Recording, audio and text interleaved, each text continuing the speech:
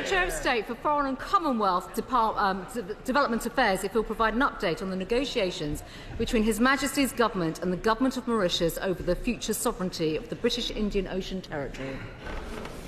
Over the future sovereignty of the British Indian Ocean Territory. Minister, thank you, Mr. Speaker. And can I thank the rabble lady for her question? We welcome yesterday's reiteration, Mr. Speaker, by Prime Minister Ram Ghulam of his willingness to conclude a deal with the UK. We are confident that the agreement is in both sides' shared interests, and we will continue working with the new Marian government to finalize the deal. Prime Minister Ram Ghulam's comments follow his commitment to completing the negotiations following his election in an exchange of letters with the Prime Minister, and as part of the usual government engagement. The Prime Minister's Bayat envoy Jonathan Powell met with PM Ram Ghulam in late November to start that process, and this was followed last week, Mr. Speaker, by a visit to Mauritius by the UK's chief negotiator Harriet Matthews and other officials. These talks were productive, and it's now completely understandable that the new Mauritian government will want time to study the details. It would not be appropriate, Mr. Speaker, or usual for me to give a running commentary on what was discussed during routine and private engagements, nor indeed on any potential future engagements. However, I am confident that we have agreed a good and fair deal that is in both sides' interests. It protects the base at proportionate cost. It has been supported across the national security architecture in the United States and by India. For those very reasons, there will be clear commitments, as I've said a number of times in this House, Mr. Speaker, in the Treaty for Robust Security arrangements, including preventing the presence of foreign security forces on the outer islands, ensuring that the base can continue to operate securely and effectively. The agreement is subject to finalizing a treaty, and following signature, the government will bring forward a bill to enable implementation of that treaty, and both houses of Parliament will also have the opportunity to scrutinize that treaty before ratification. Thank you, Mr. Speaker, and thank you for granting this urgent question. And once again, ministers have been reluctantly dragged to the House, and I've just seen the Foreign Secretary legate from the House. In fact, in a world of increasing danger and change and uncertainty, why are they so keen to surrender this strategic asset? We've been told, Mr. Speaker, repeatedly by ministers that this is a good deal, that it has the support of the national security apparatus. We keep hearing this. Where is the evidence to justify these hollow complaints? And if the claims and if the deal is so good, why has the government been so secretive about the details? So can the minister explain? I'm just so sorry. The Foreign Secretary has just abandoned the House and not even come here, because yet again we are responding to media reports. Will the minister be able to extend the lease on the military base after 99 years as reported? Will we and the U.S. still have full autonomy of operation? What safeguards will be in place to stop other countries, including China, from potentially trying to establish themselves on the base or near the military base on Diego Garcia? How much is the British taxpayer going to be liable for each year, and in total over 99 years now that we know we will be paying for the privilege of giving away these islands? What exactly is our money going to be paying for? And the government claims it cannot disclose this information about the lease, but he can at least surely say and explain and be honest, where on earth is this budget coming from if it's accounted for in the budget forecast presented in the autumn? And we've all heard about those budget forecasts recently. Tell us what the funding is going to be for the economic partnership and the trust fund for Chosan people. Can the minister also tell us what aspects of this deal the new Marian government want reconsidering in the response? What consideration is being given to provide more funding or to weaken any protections that may be in this lease? And can he explain, Mr. Speaker? Importantly, while the views, why has it been the view? We had enough all the way through PMQs. If I hear any more, you're out, and I seriously mean that. I'm constantly not putting up with it.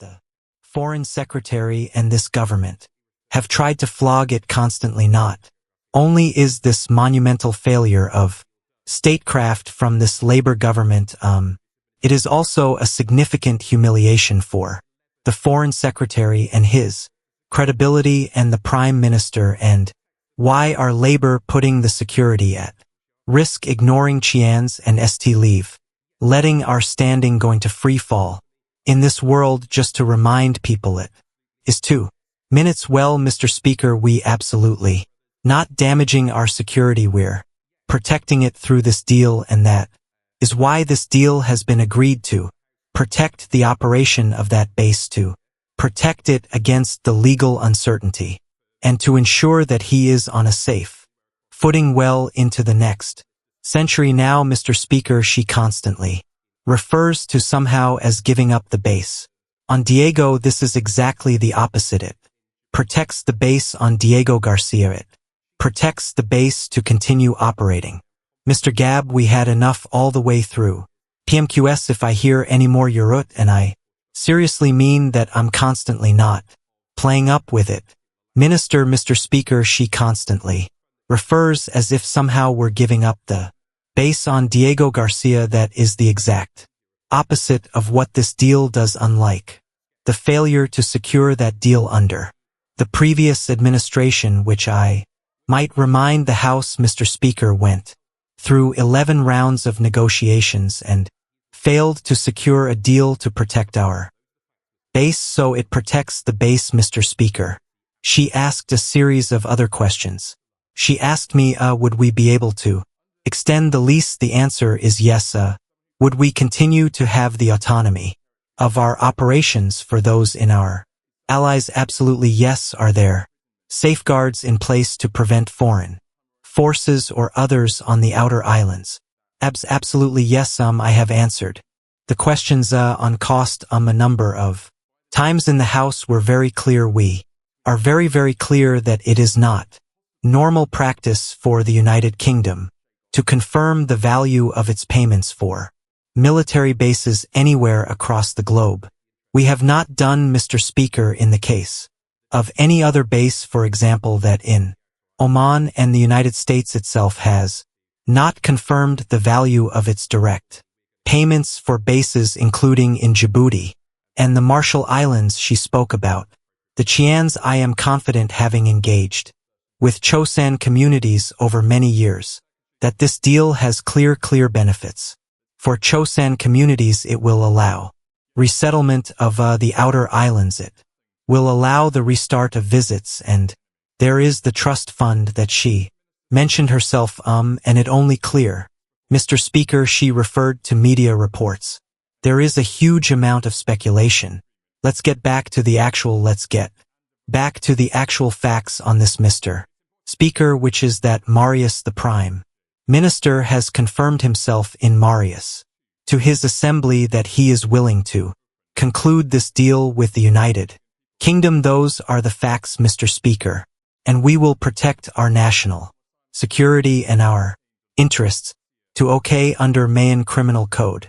Someone who questions the integrity of Mayan territories, including the Chagos Archipelago, is subject to potentially 10 years of imprisonment. Most British chosen have at one time or another effectively given that level of disconsider to the Mizhan government.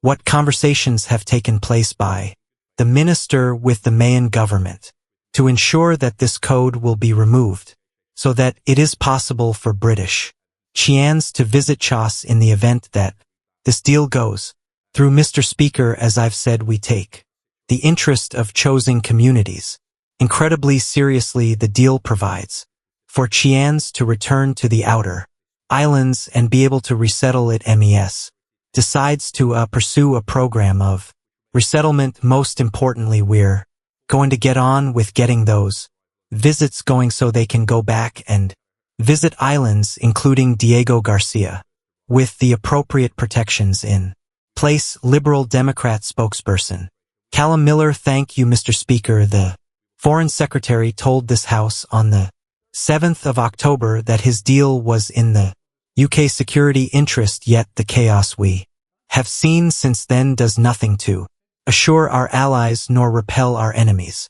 In retrospect, does the minister think it was wise to announce an agreement just weeks before elections in Marius and in the US, and does he agree it would be wise for any future agreement to come before this House for scrutiny and a vote before signature? It's important that any agreement complies with the opinion of the ICJ, but self-determination remains an important principle too. So now that negotiations have reopened, can the minister say how? Mr. Speaker, and I would be very grateful if the Minister were able to answer this with a simple yes or no. Did the Right Honourable Member for Holborn and St Pancras have any conversations with Philip Sands KC about Diego Garcia without the presence of Foreign Office or other government civil servants? Yes or no? Good. Well, Mr. Speaker, on his first questions about the Chosy, as I've said repeatedly in this House, their interests have been absolutely at the heart of this deal, and I'm sure they will be confident that there are a number of provisions which will satisfy the concerns that members are raising in good faith across this House, and that Chians have raised with me directly. This was a treaty negotiation between the United Kingdom and Mayas. He said he's aware of the ICJ judgment. I let him read that in his own time. He asked specifically about the situation regarding the migrants. Of course, we absolutely recognize, and we are carefully considering the judgment of the court this week. But let me be clear, Mr. Speaker, that government inherited a deeply troubling situation which remained unresolved under the last administration 4 years after the migrants' arrival on Diego Garcia. I believe that the shadow Foreign Secretary was Home Secretary at the time that the migrants first arrived. This situation went on unresolved. We were absolutely clear that this was an unsustainable situation, and we worked at pace to resolve this situation. We will carefully consider the judgment of the court. Very thank you, Mr. Speaker. You can say to the minister, those us who spoken to the American military, how important a base this is. Can I just confirm within what he said is that since this was announced, there's been no concern raised with the government buying Medican, military or security services? Yes, indeed, Mr. Speaker, as far as I'm aware, that is the case, and in fact, actually the opposite. There has been a warm welcome for this agreement from across the United States security apparatus, because it puts this base and our operations and our shared operations on a secure footing into the future, which of course, Mr. Speaker, I remind the House again, is the very reason that this government and the former Foreign Secretary started this process in the first place. So we are told, oh well, let's go over to James Cleverly then. Yeah, thank you, Mr. Speaker, and I would be very grateful if the minister were able to answer this with a simple yes or no. Did the Right Honourable Member for Herne and Panras have any conversations with Philip Sands Kask about Diego Garcia without the presence of Foreign Office or other government civil servants? Yes or no, Mr. Speaker? I don't comment. I don't have details of all the Prime Minister details. I'm sure he can ask the Prime Minister that question himself. And Bailey, thank you, Mr. Speaker. For those of us that have served the U.S. military, that have and retain genuine and close links with the U.S. military, and know that this does not bring about the concern that others are trying to conflate around these issues, could I ask for the minister's view on how this is viewed by our U.S. military friends? My honorable friend, for that question and praise him for his service and work, and I'm very clear our allies in the United States and need other allies who rely on the important guarantees that this base provides are supportive of this deal. This has been supported across the security apparatus at every level, and that is absolutely crucial because we would not have signed up to a deal if it didn't protect our interests and those of our closest allies. Of the House, Edward Lee, can the minister enlighten us as the attitude of the incoming Trump administration on the deal? Does he know, or shall I ask the honorable member for Clacton? Well, we very much welcome, as I've said before, Mr. Speaker, the election of President-elect Trump and indeed Vice President-elect Vance. We don't, as you know, Mr. Speaker, during the transition period there are restrictions on what conversations can and can't go on. We are, as I've said repeatedly in this House, confident that when the full details of this deal are provided by indeed the U.S. national security apparatus, that any concerns will be allayed. Amanda Martin. Thank you, Mr. Speaker. I know the minister is a strong supporter of overseas territories, as is the Foreign Secretary and the Prime Minister, despite this being documented already in this House and in Jalter. For example, can the minister, to avoid any doubt or further scaremongering for the benches opposite, once again confirm that this government is completely committed to supporting the right of self-determination with the people of Jalta and for the Falkland? Well, Mr. Speaker, I've said before, and I thank her for her important work on Jayan and yours, Mr. Speaker, and I will confirm against the House we are absolutely resolutely committed to the sovereignty and self-determination of Jalter and the Falkland Islands, and indeed I enjoyed meeting with our overseas territories family at the DRIT Ministerial Council just a few weeks ago. So Julian L. Thank you, Mr. Speaker. It's truly baffling that such decent ministers have allowed themselves to be bamboozled by the blob. Can the minister confirm that this is not being rushed through in advance of the takeover of the White House by an incoming president in 1 month's time? And if in 1 month's time that new president says this is a terrible deal, will it be too late to change it? Mr. Speaker, the RAL gentleman knows I have immense respect for him and his work in this House, and I do have to take issue with his choice of words.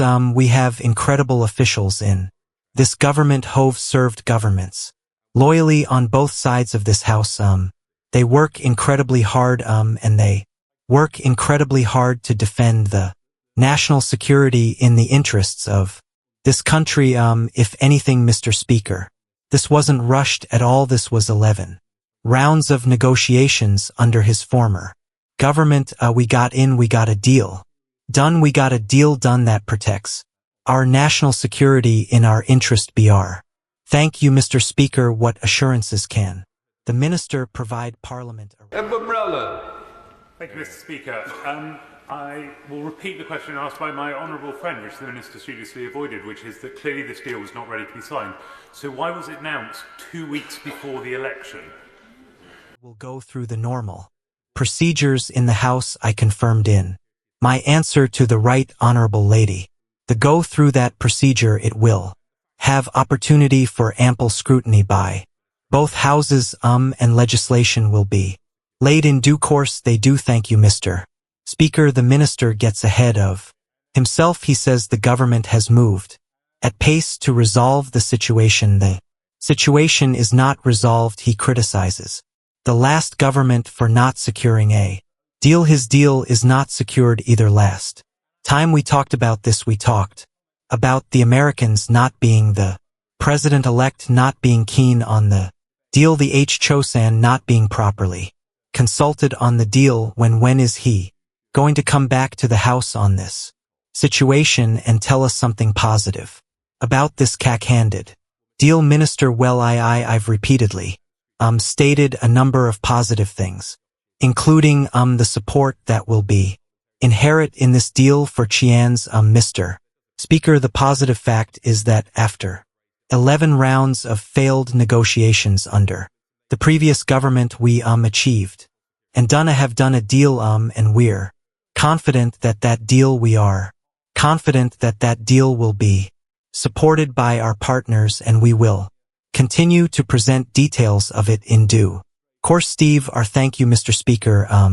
Does the minister agree that by confirming the legal status of the base, which was left outstanding by the previous government, it will cement our role in the Indo-Pacific and provide an important pillar in our strategy to counter Chinese influence in the area? Mr. Speaker, he's absolutely right. And despite the attempts to constantly whip up this idea about a Chinese influence, this deal contains very specific precautions to prevent foreign forces, and I remind the House again, Mr. Speaker, I remind the House again, Mr. Speaker, that Maus was one of the only countries that didn't join the Belt and Road Initiative. Their ally is India, not China. Superent. Thank you, Mr. Speaker. The government is clearly wanting to dismantle legacies of empire.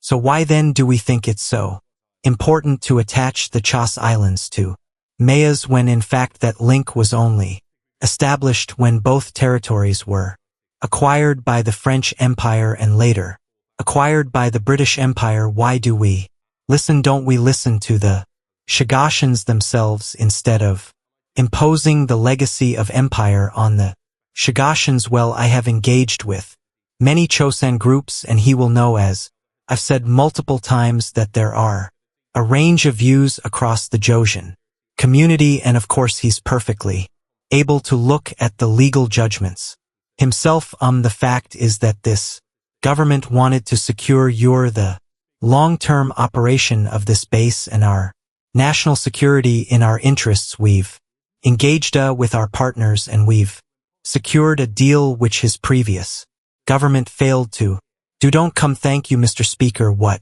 is clear is that the current situation is clearly unsustainable. Most of the negotiations on this took place under the previous administration. It is now becoming a political football. Has he heard any other serious recommendations for the future of this island? Minister. Mr. Speaker, no, I know I haven't.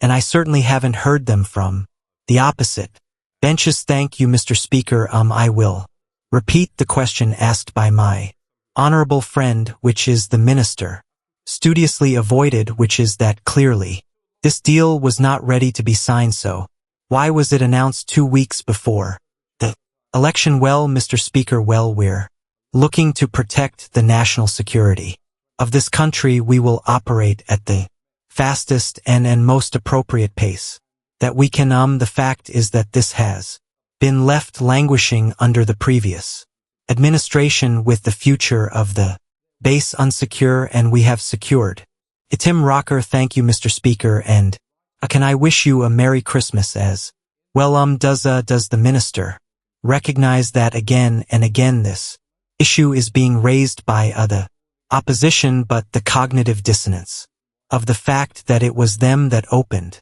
the negotiations in the first place? And I have to end, Mr. Speaker, the comments of my honorable friend about the scaremongering and the irresponsible way the opposition has conducted this debate with regard to other overseas territories and self-determination. A bit concerned, as I've granted I've taken a judgment call. I hope we're not questioning that.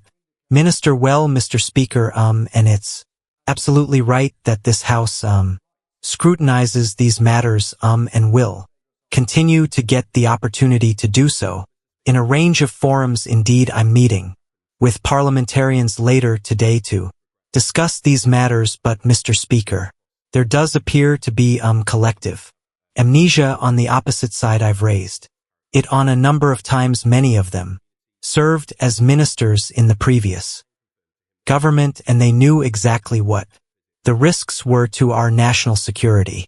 Nigel Farage. Thank you, Mr. Speaker. I've just returned hot foot from a very full Mar-a-Lago, and I've spoken to several members, senior administrators especially, of the incoming administration who will be in the White House in 32 days' time. Let me assure you there is very deep desire amongst all of them as to what this may mean for the long-term future of Diego Garcia and any whether such deal would hold given the precedent of the deal break over Hong Kong. They also can't understand why we would surrender the sovereignty of these islands on an advisory judgment from a pretty obscure court. But this is about sovereignty, and you keep saying yourself that the sovereignty, no, we can't both.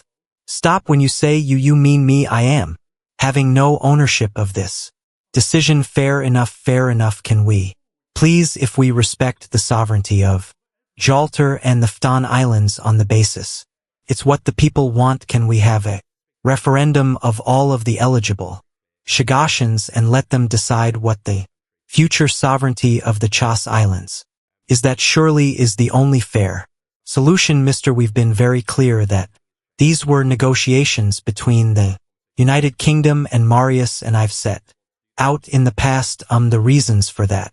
The interests of the Chians are absolutely at the heart of this agreement. As I said, I've repeatedly engaged with them, and I do find Mr.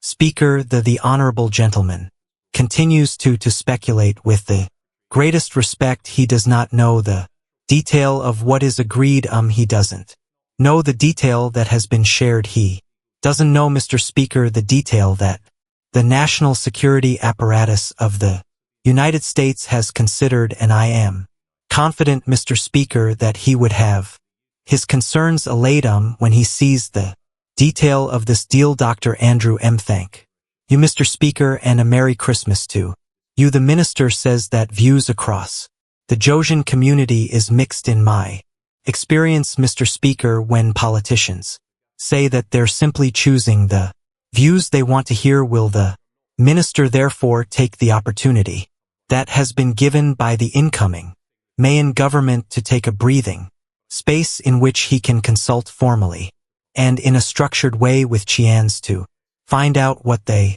want? Mr. Speaker, I've engaged with Chosan communities twice. A little bit concerned about this government's commitment to their right to self-determination, because those of us like me who are a little bit older and have long memories will very well remember when the Labour government last time round opened negotiations with the Spanish government over the future of Gibraltar. But what I'm more interested in about today is really reassurance from him that any decision is going to be well informed. So can he tell me which of his ministers has visited the British Indian Ocean territories? Process to a long-term campaigner. Jeremy, call me. Thank you, Mr. Speaker. Having been a member of the Chagos Island group ever since it was founded and had a lot of interaction with Chians over the last 25 years, I can assure him that I've met many Chians in this country, and in Mayas they were abominably treated and short-changed by the deal of 1968 and then later removed from the islands. Their one unifying cause is the right of return and settlement, and in that I hope that the minister will confirm there will be a right of return and settlement, and I understand all the negotiations surrounding the BAS. There is no reason why that should not include also a right of at least visiting, if not residing, on Diego Garcia itself. The ICJ judgment was very clear that the decolonization process was not properly carried out by Britain in the 1960s when Malaysia achieved its independence, and that has to be righted. That has been voted on by the ICJ, voted on by the General Assembly, endorsed by the Security Council. Is there any more evidence that's necessary to indicate that it is clearly part of Mayas, and the Chians obviously have rights within Marius as well as on the Chagos Islands, when hopefully they'll be able to return?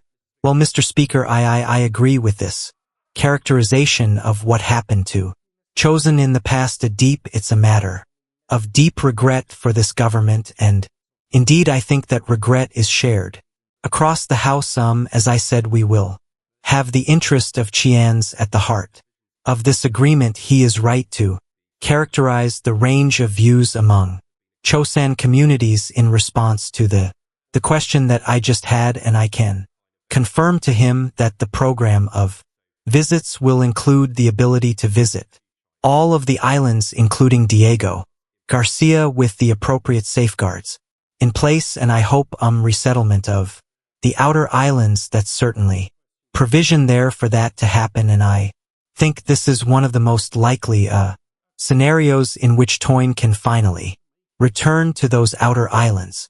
Thank you, Mr. Speaker. The minister is trying to say that nothing has changed over this deal, yet the media reports suggest that the new Prime Minister Marisha says the deal's not good enough, and indeed the minister is now saying it's the same deal so clearly. There is something that is not being told to this house. Either the amount of money we're paying for the rental of the space is going to have to increase, or alternatively some terms and conditions have changed. So thank you, Mr. Speaker, for ensuring that this house can scrutinize this position, that the minister should have given a statement to that effect rather than having. But could we therefore p this role? Allow the Chians to have their say, look at what the American government coming in has to say, and then before we proceed to this giveaway, make sure that everyone is in agreement. Mr. Speaker, the Prime Minister of Mirs has made very clear in his exchange letters with the Prime Minister of this country, and also, indeed, in his own statement yesterday, that they are willing to conclude an agreement with us. That's very, very clear. So on the fundamentals, nothing has changed. We're engaged in conversations. It's only natural after an election that they would want to do that and be able to SCRN the agreement. That's entirely proper. That's why officials have been having those conversations, but I'm not, Mr. Speaker, going to give a running commentary on private discussions. Thank you very much, Mr. Speaker. I know the minister will want to give the House the greatest possible clarity on what has brought us to this point. The Foreign Secretary has been clear that one of the central considerations for the government was the likelihood, if not the inevitability, of a binding legal judgment against the UK in this matter. The minister will know that the judgments of the International Court of Justice are not binding on the United Kingdom when disputes between the UK and another state which are or were a member of the Commonwealth, that would include Mauritius. I don't expect the minister to disclose the legal advice the government has received, but will he please give the House some more clarity about the nature of the legal jeopardy that the government perceives here? Mr. Speaker, I'm not for that very reason going to go into